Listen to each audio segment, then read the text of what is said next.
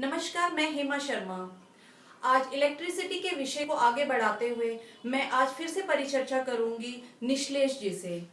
नमस्कार निश्लेष जी। नमस्कार। निश्लेष जी, मैं आज आपसे डायरेक्ट पूछना चाहूंगी कि देश में ऊर्जा के संकट को दूर करने के लिए आपके पास क्या विकल्प हैं? देखिए, G28 की धारणा है कि जब आप किसी भी चीज को एक पिंजड़े में बंद करके रखते हो तो फिर वो उसमें घुटन शुरू हो जाती है। जो पावर पॉलिसी है अब तक सरकार की आजादी के बाद से, इसमें क्या है कि बड़े बहुत दोषपूर्ण नीति रही है। इन नीतियों में आमूलचूल परिवर्तन की बहुत आवश्यकता है। और अगर हम चाहते हैं कि बिजली संकट से पूरे देश को हम उबार लें, चूंकि आप देखो America, Canada, France, Germany, Japan, कहीं पे भी हम खड़े नजर नहीं आते बिजली के मुकाबले। पर कैपिटा पावर जनरेशन हमारा बहुत कम है। किसी भी देश के विकास की का सीमांकन करना हो, अगर उसको रेखांकित करना हो, तो उसके लिए आप देखोगे बिजली उपभोक्ता के पास कितनी पहुंचती है, पर कैपिटा बिजली कितनी है। हर घर में 24 घंटे क्या बिजली है? अगर बिजली है तो क्या क्वालिटी पावर जनरेशन है और डिस्ट्रीब्यूशन है? तो आप जब देखेंगे तो आपको बड़ी निराशा होगी, गंभीर निराशा आपको महसूस होगी, क्योंकि अभी तक हमारे पास पावर मैनेजमेंट सिस्टम नहीं है। बिजली के उत्पादन का, वितरण का कोई ऐसी प्रक्रिया नहीं है जिसको कि आप ये देख सकिए कि उस पे आप कुछ बेहतर रिजल्ट पा सके। अभी स्थिति ये है कि गवर्नमेंट के हाथ में है, कुछ प्राइवेट ऑपरेटर्स भी आए हैं, लेकिन उसमें क्या है, इंफ्रास्ट्रक्चर तो आप मानते हो, इंफ्रास्ट्रक्चर का पार्ट मानते हो। आप इसमें क्या मानते हैं कि इसमें चूक कहाँ पर रह गई है? मैं उसी पे आ रहा हूं जी।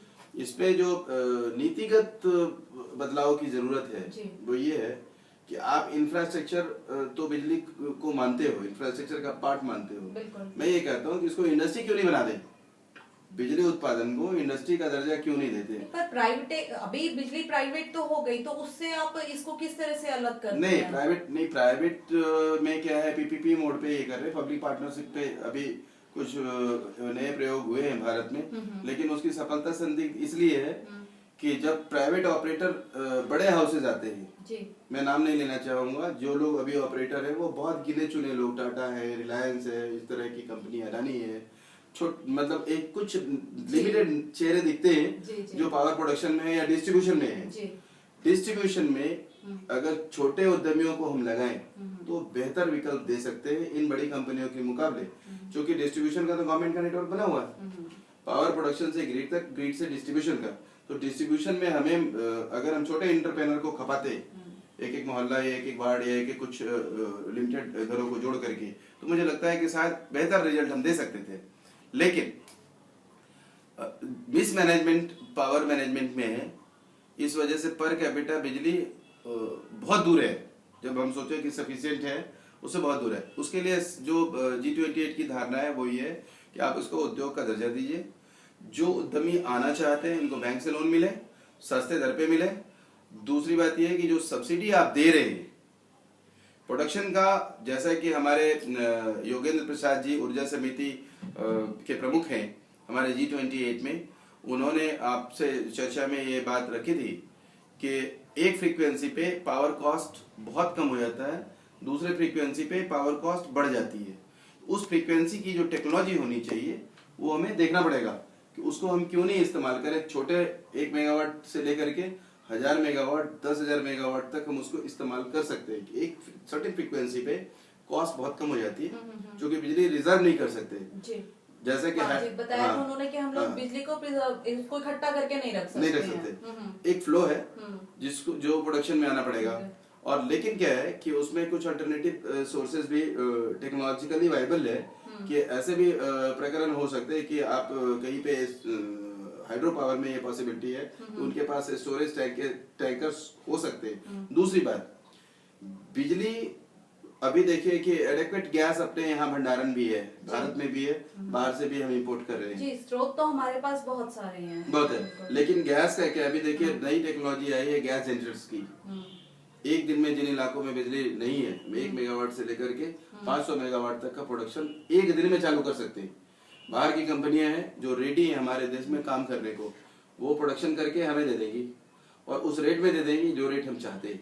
एक पावर का प्रोडक्शन मैन्युफैक्चरिंग कॉस्ट के अलावा एक सर्टेन प्रॉफिट होना चाहिए, तो जो कि इसमें आप रिसर्च कर चुके हैं? हमारा रिसर्च पूरा है जी। और जिन मुद्दों पे हम अपनी बात रख रहे हैं पूरी प्रामाणिकता से बात रख रहे हैं जी। और उसके लिए हमारे पास जो टेक्निकल टेक्नोलॉजी की बैकअप है, अब गैस जनरेशन का है, अब ग्रास टेक्नोलॉजी है, कई तरह की टेक्नोलॉजी, जिस पे अभी चर्चा करने के बजाय जो बड़े स्रोत है उस पे हम चर्चा कर रहे हैं और आपके साथ शेयर करना चाहते हैं। क्योंकि अभी स्थिति ऐसी नहीं है, अभी हम गैस जनरेशन कर सकते हैं, बाहर से गैस जनरेटर्स को हम इंट्रोड्यूस कर सकते हैं कंट्री में छोटे बड़े पैमाने पे प्रोडक्शन के लिए। सोलर एनर्जी है हमारे पास वैकल्पिक ऊर्जा में, लेकिन सबसे कम कॉस्ट में जो प्रोडक्शन पॉसिबल है वो है आपको हाइड्रो पावर। हाइड्रो पावर की छोटी इकाइयां आई हुई, हाइड्रोजन से भी बिजली के उत्पादन हो रहे हैं, उसकी भी यूनिट्स हम लगा सकते हैं यहाँ पे प्रचुर।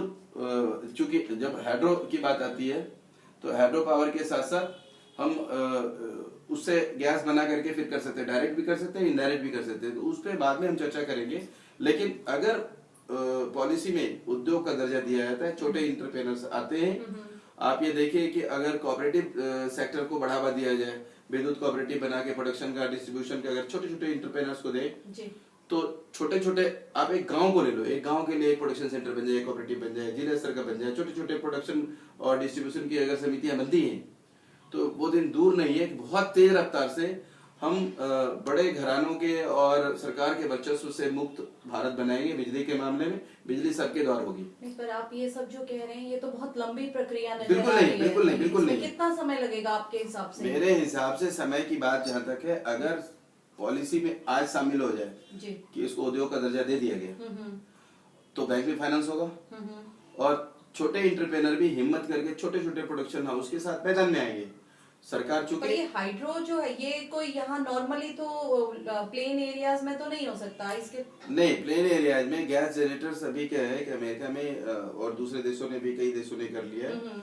गैस ट्रांसपोर्ट से ग्रिड तक जोड़ेंगे और गैस जनरेटर्स की भी व्यवस्था हो गई, 24 घंटे गैस पे बिजली, और उसमें गैस कंजम्पशन में भी बचत की व्यवस्था अभी इन लोगों ने उस पर भी रिसर्च कर लिया। आप देखिए बिजली में क्या है कि जो ऐसे सिस्टम भी आए हैं जो कोयले से बिजली बनाई जाती है उसके भाप से भी बनती है। जियोथर्मल आ गया, जियोथर्मल है कि कहीं आग लगी हो उससे भी ऊर्जा बना सकते हैं।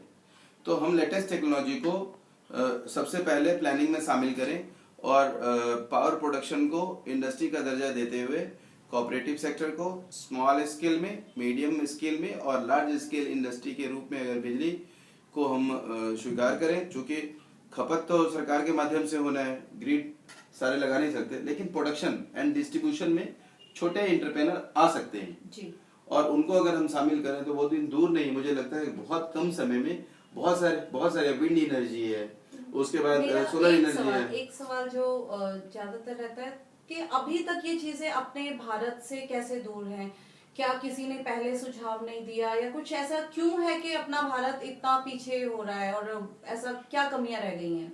देखिए सबसे बड़ी बात तो ये है, मैनेजमेंट में घर का जो मालिक होता है जी, जब तक उसकी इच्छा शक्ति सामने नहीं आती घर के दूसरे सदस्य चुप्पी साधे रहते जी। हमारे यहाँ पावर सेक्टर में क्या है कि चाहे तो साइंटिस्ट हैं जी जो रिसर्च कर रहे हैं, दुनिया के अलग अलग देशों में भारतीय उद्यमियों ने, साइंटिस्ट ने जाके बहुत अच्छा काम किया, हम उनकी टेक्नोलॉजी ले नहीं पा रहे हैं। दूसरी बात है, किसी भी लेटेस्ट टेक्नोलॉजी को या नई तकनीक को हिंदुस्तान में लाने में पॉलिसी हमारी ऐसी रही है अब तक कि हम बहुत सारे ब्यूरोक्रेटिक सिस्टम से हमें गुजरना पड़ता है जी।